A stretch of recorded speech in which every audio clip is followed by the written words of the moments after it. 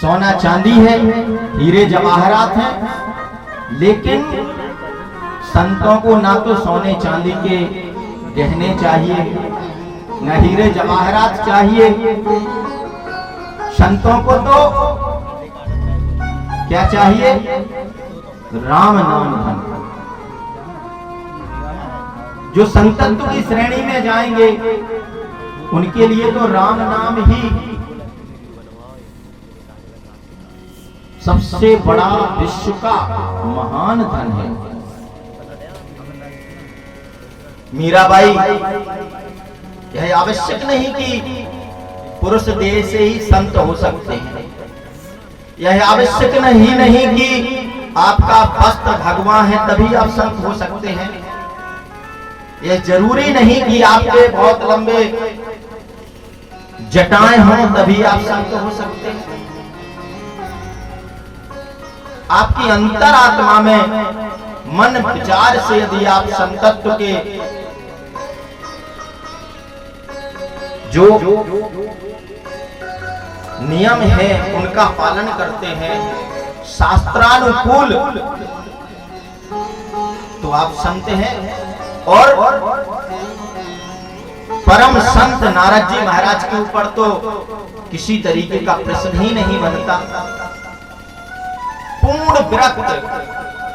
और आपने तो सनकादिकों ने कहा कि आपने तो महाराज ध्रुव प्रहलाद जैसे अनेकों को गुरु दीक्षा दी और उनका कल्याण हो गया, और आप चिंता में हैं।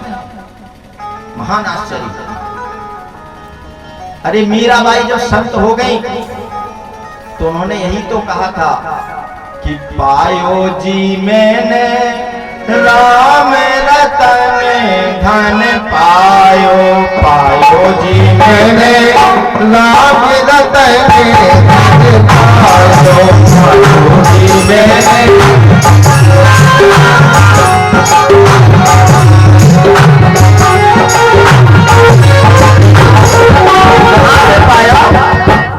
वस्तु अमूल्य मेरे सर्वे गुरु, वस्तु अमूल्य मेरे सचे गुरु, वस्तु अमूल्य मेरे सचे गुरु, मेरे सचे गुरु,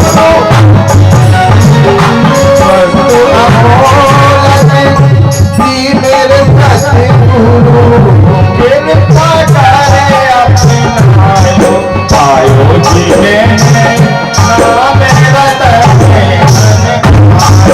पायो जी मैंने राम रतन पायो। मीराबाई ने राम रतन धन पाया और नारद जी तो 24 घंटे हरि शरणम हरि शरणम हरि शरणम हरि शरणम गाते रहते। श्री कृष्ण गोविंद हरे मुरारे हे नाथ नारायण वासुदेवा सदैव भजन करने वाले महात्मा हैं। आप चिंता में हैं। तब नारद जी महाराज ने अपनी व्यथा को बताना प्रारंभ किया कि हमें चिंता किस बात की है, हम क्यों चिंतित हैं। क्योंकि संत हृदय नवनीत समाना, संत का हृदय तो नवनीत के समान होता है, लेकिन कहा गया कि संत का हृदय तो नवनीत से भी ज्यादा श्रेष्ठ है। क्यों? निज परताप द्रवय नवनीता और परहित द्रवय सुसंत पुनीता।